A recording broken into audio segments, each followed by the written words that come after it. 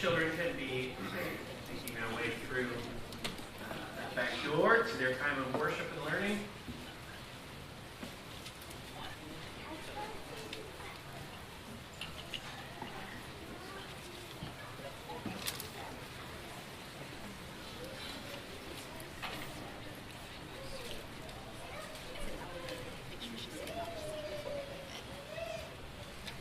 About 10 years ago, I came upon a message that really spoke to me quite profoundly. It was written by a Pentecostal preacher by the name of Amy McPherson about 100 years ago. I wanted to share some thoughts from that this message has confronted me over the past 10 years over and over, especially around this time, when we think about these last moments of Jesus. Before we get into our message, I wanted to read, we've been moving through the book of Matthew, I wanted to read in its entirety the account of the crucifixion. And so we're going to start in Matthew chapter 27, verse 24, and we're going to read through a lot of this chapter.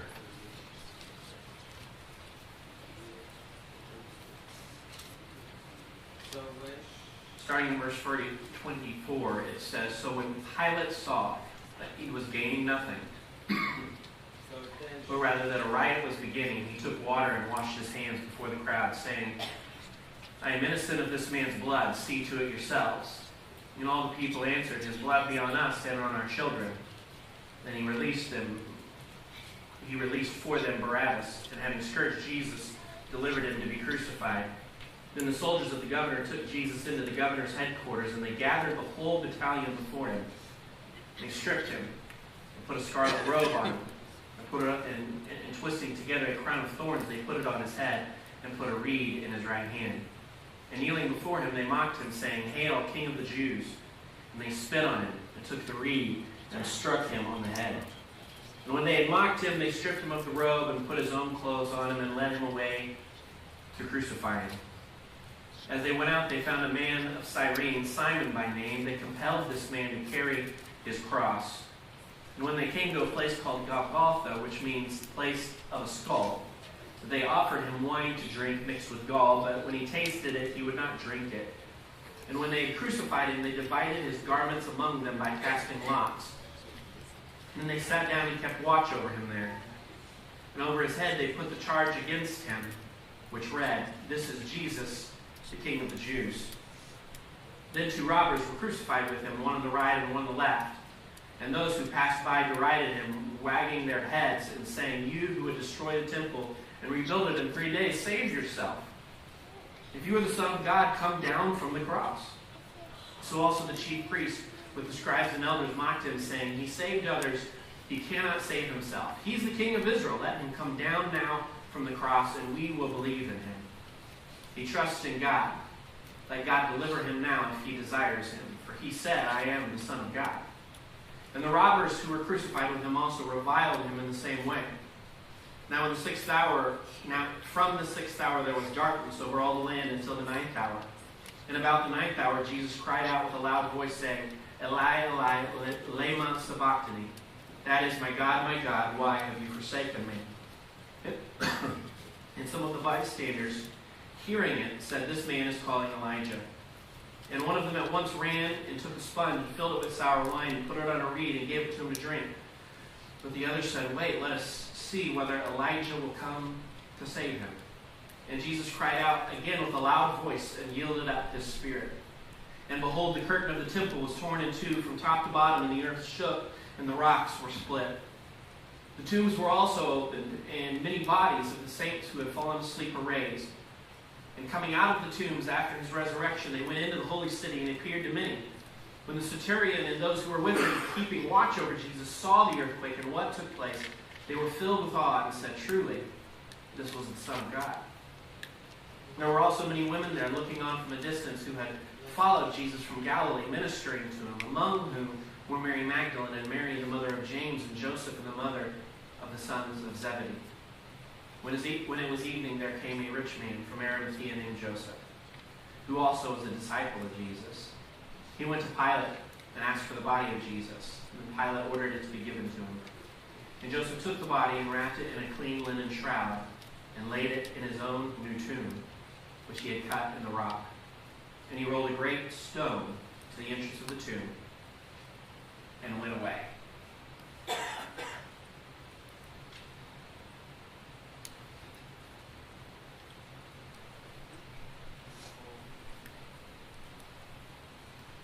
It's so easy to read this story that you've likely read before, you've heard before, maybe many times, many years, over and over again. It seems like, even if it's not Easter season, we're talking about the cross. And that's what everything centers around, is the cross and his resurrection.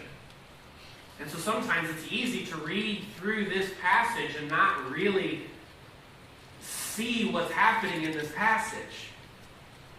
It's easy to read it as a story, but not really encounter it as this life-altering, history-shaking moment that it truly was. In John's Gospel, in this exchange between Pilate and the chief priests and the Pharisees, as Pilate is attempting to convince these authorities of their own making to release Jesus because he could find no wrong in him, he brings Jesus before them and he says, "Behold the man. Ecce homo. Behold the man." And it was this plea to look at him and see him as he was, not as a threat, but as an innocent man who did not deserve death. Behold this man, not just simply look at him, but see him. Truly see him for who he was. And respond. Pilate's attempts were thwarted, and ultimately he wasn't just fighting against the Jewish people, he was fighting against the will of Jesus Christ himself, who had decided that cross was his destiny. But that cry, that call to behold the man echoes through the centuries to this very day. It is a call for us not to just see the stories, not to just hear and listen and move on with our lives, but to truly behold, to take in, to grab hold of, to focus on in a way that changes our life. Who this man was. Behold the man. How different all of my tomorrows be if I began them with that mandate, to behold the man. To push off every distracting thought, to push away everything that would distract me, that would move my focus into the world rather than to heaven above. If I could begin each day by saying, "Behold the man," and allowing life to move from that moment.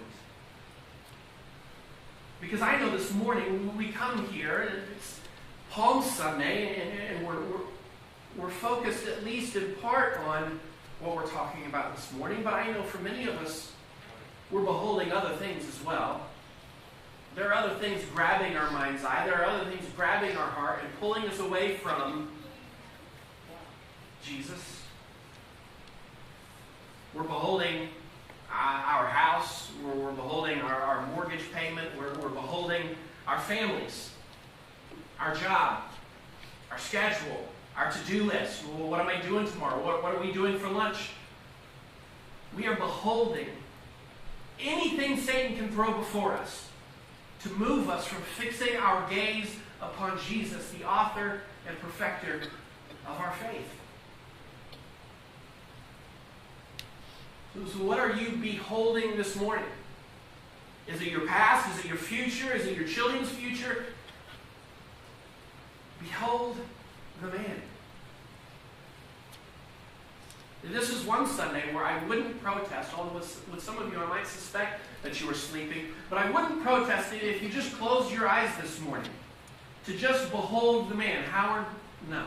I know that. No. Okay? But everyone else, close your eyes.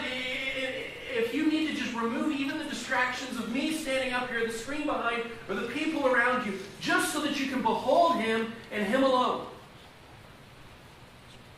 I I would stand 100 times, behold the man, if I thought it could turn your heart away from these things to something that is everlasting, to something that can truly bring change and hope and redemption into the struggles of your life and your family. Behold this man.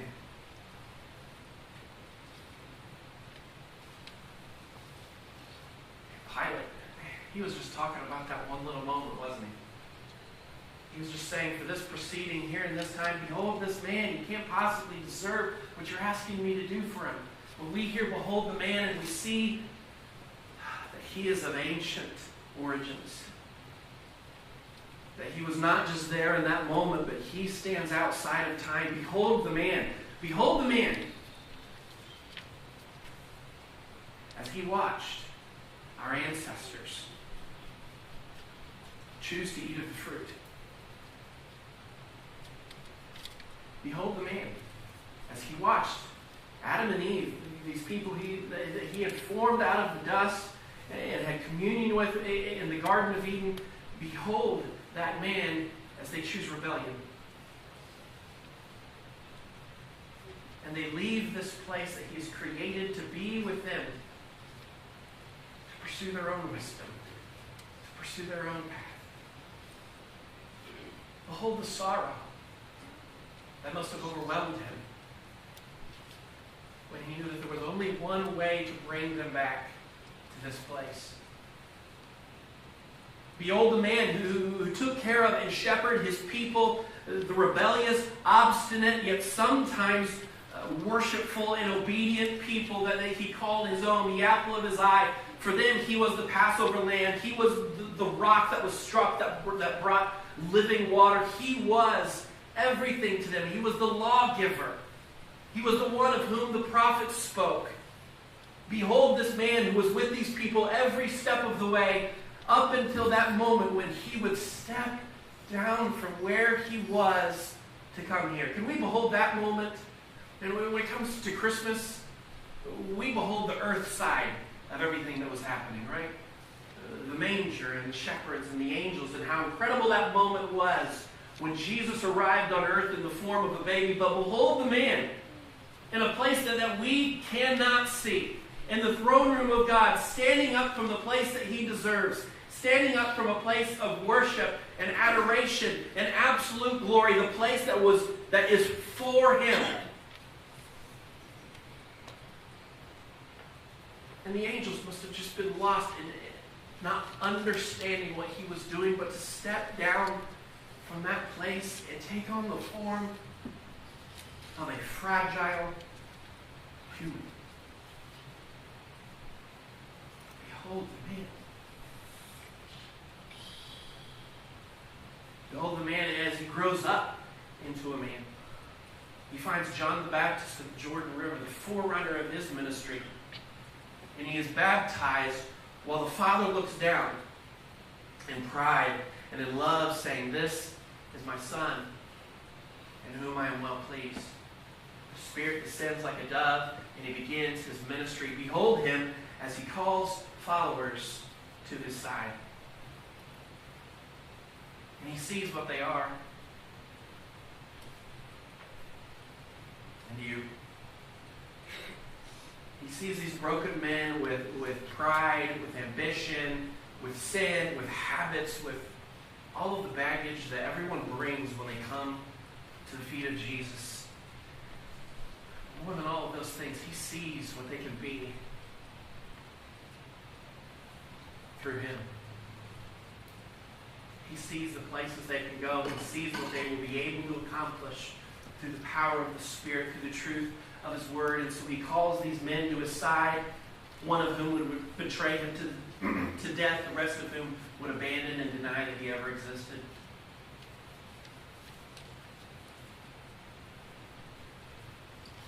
Behold the man as he walks through the towns of Galilee, healing the sick, feeding the hungry, lifting up the poor. Behold the man as he speaks with a woman at the well. A woman who's had 5 wives and is living with or has had 5 husbands and is living with another man who is not her husband. Her life is of ill repute. And so she's there because nobody else wants anything to do with her. And behold, this man sitting down, offering her living water. Behold, this man as he reaches out with a hand of grace and heals the leper. He challenges the prideful. He breaks down their ideas of what religion is. He challenges what they believe about what it means to come close to God. He says, I am the bread of life. He says, come to me, all ye who are weary. I will give you rest. Behold this man as he enters through the streets of Jerusalem with the people crying, Hosanna, Hosanna, celebrating this moment that they believe is going to bring change for all time. And it does, but not in the way they're expecting. All the while he knows what's lying at the end of this road. He knows his destiny at the end of this week, but he accepts this praise, this worship. Behold the man as he lifts up the bread and says, this is my body. And he lifts up the wine and says, this is my blood. Led away by people who just had no idea what they were doing. Placed in chains, led away with, they got torches and all of the authority that humanity can put upon itself. He allows himself to be taken into a kangaroo court. He allows himself to be spit upon, mocked, punched in the face by the very people who pray to him in the temple. They would beat the Son of God in the morning and go offer prayers and thanksgiving to him in the temple. And behold him, enduring it all.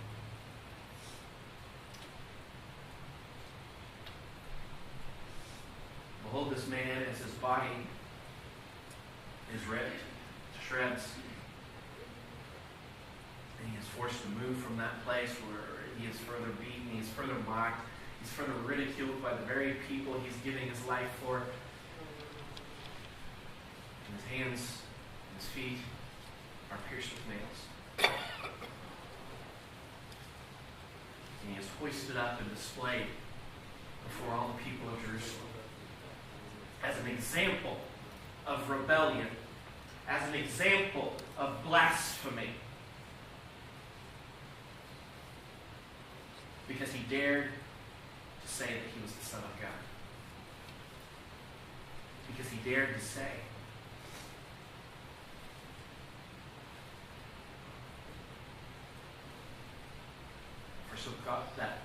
for God so loved the world, he gave his only Son. For 6 hours. 6 hours he hung upon that cross.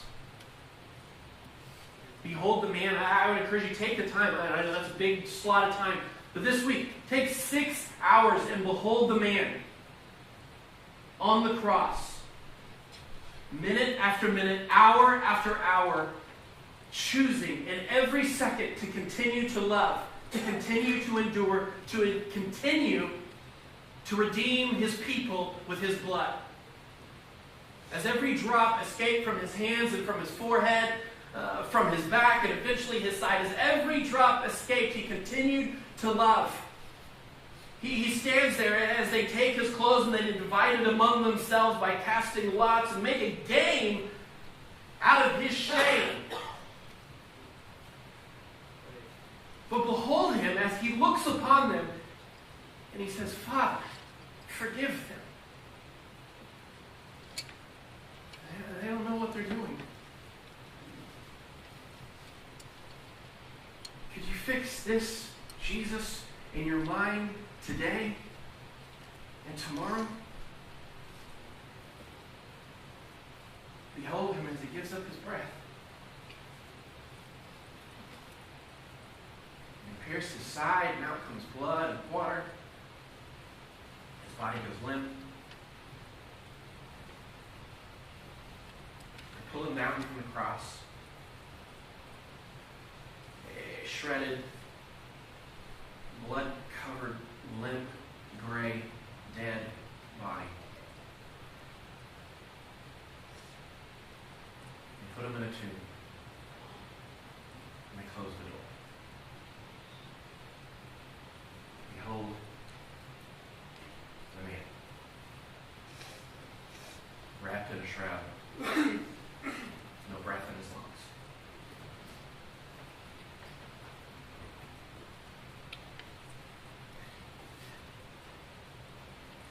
I'd like you for a moment to stand, and I'd like you to close your eyes.